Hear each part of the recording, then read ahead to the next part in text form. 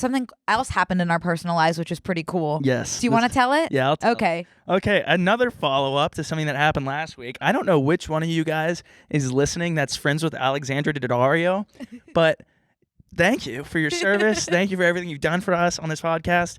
We talked about last week how my name had been in Alexandra's, Alex as I like to call her, since we've just call her gone through a lot. Alex. We've gone a lot together. A lot of life has transpired in the past couple of years. And obviously, like we said, my name was in her bio for a while, and then she took it out.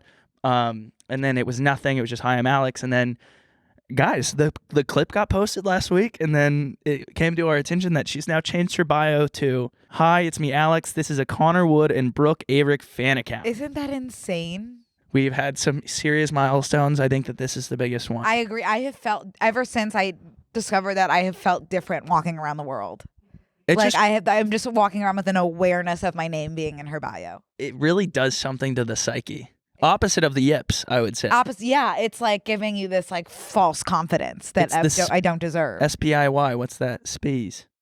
Yips backwards. Yeah. But I did, and then I messaged her. Yeah. She didn't follow me before. She followed me, and then I was like, oh my God. And I texted you and Ryan, our producer who loves her. And I was like, look, she just followed me. And then I clicked on her just to be like, what kind of content does she produce? And then saw the bio. And she's so awesome. She's so awesome. Like, that is crazy to be like that famous and be like, let me give these kids, like, this will make these kids' day. Like, might as well just like put it in. She's so awesome. I know. I really. So nice. She's so cool. I messaged her and said something stupid that I wish I hadn't said. It's okay. It was just like, hi, love you. Yeah. Like the stupid classic. I was in the middle of my pickleball tournament. I had like 3 IPAs. So Yeah. I was just like, this is not actually happening. Yeah. This is like, It's. too good. Did this feel more intense than the first time you were in it? She's like, obviously I knew who she was, but like now I'm like way more aware. She's been in like every one of my like favorite shows recently too. White Lotus. She was in White Lotus. She's been in like a lot of other stuff that's like been way more like relevant to like what's happening right now. Right.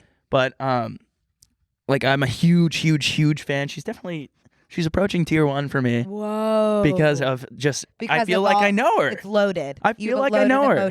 I have a white loaded emotional relationship digitally with her now. I feel like we're friends. Like, Right. What's crazy to me is what I know her from is Baywatch. Yeah. Which is me too. Well, yeah. The Zac Efron movie, and Zac Efron means so much to me. The reason for my username, Lady Efron, is because of him. So that's so amazing to me that I'm basically like so close to him.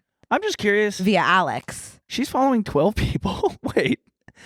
Can we see who else she's following? Oh, crap. We can't because it's on desktop. That's okay. I can look on my phone. What? Hang on. Wait. So we're like 20% of her following. You might have been the first follower because I don't even want to know. The first person she followed was you. I have to go. Damn it. I have to go to the restroom. Oh, don't let your scarf hold you back. Oh, Jesus.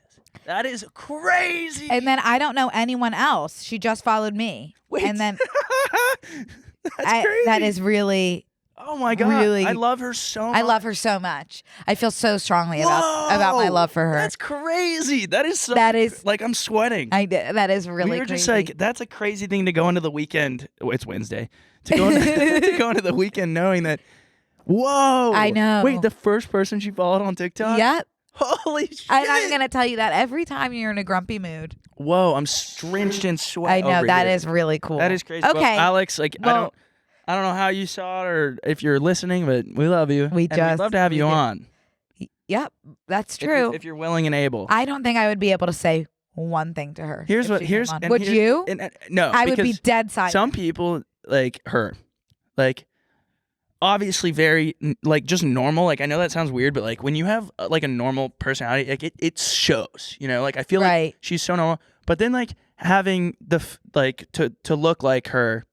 There's only like a couple people that like can sit on that pedestal of like being just insanely gorgeous, but then like being like a normal person, like Matthew Gray Group, and then also being like an insane A-lister. And it brings up a point that I've harped on so many times before. There's people that look like that. Oh, I know where we're going with this. Yeah, and I'm not just talking about Alex. I'm talking about like throw Zach into that before he got his like whatever facial reconstruction that made him look like a Lego. I like people like that. Like I could hear this. That is so scary to me. I'm thinking of, okay, I think you're so handsome, Zach. People that are 10s, like 11s out of 10.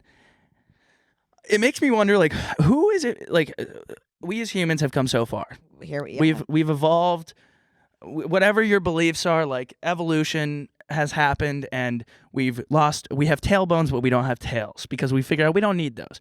There's something that happens in our organs where, like, we no longer have, like, our spleen is. Our bodies know what's evolutionarily advantageous for us. Yes, that's what I'm saying. Right. We've like evolved to not need certain body parts. We've evolved to not need organs that like what's the one organ that like doesn't do anything? You don't need your appendix. But we still have that. And we don't know what it does. Right. Because it's been so long. They say that it may have been to digest wood when we needed to be eating it. And we're not. Most of us aren't eating wood anymore. Speak for yourself. Tell me, Logan, if you're listening, tell me who it's benefiting, evolutionarily speaking, for anyone to be fugly. Like, why doesn't everyone look like Kendall Jenner? Who is it benefiting? Who is it benefiting for me to not be able to lose the 10 pounds that I need to lose and not look like Kendall? How come every year in my off season I lose my jawline? If our bodies are truly made to help us progress evolutionarily and reproduce, what is the point of not everyone being an 11 out of 10? I don't get it. I also don't get it. I guess because if everyone looked hot, if everyone was Kendall Jenner, who is that hurting? Let me tell you where my brain's going right now. From a math and science perspective. Let me tell you where my brain's going right now. Tyra Banks wouldn't be able to have her show Next Top Model because everyone would be hot. Like, that's the only downside of. Can I talk? Yeah, sorry. This is I'm what fired up. I get it. I'm sorry. I don't know who I'm upset with, but okay. God. Okay. If everybody looked the same, then not the same. I'm not saying the same. If everyone looked at that hot, then everyone would be hot, and then there would be too many similarities. Like, let's say hot people have similar genes because they're hot. So it's like the features that we think are hot have similar DNA coding.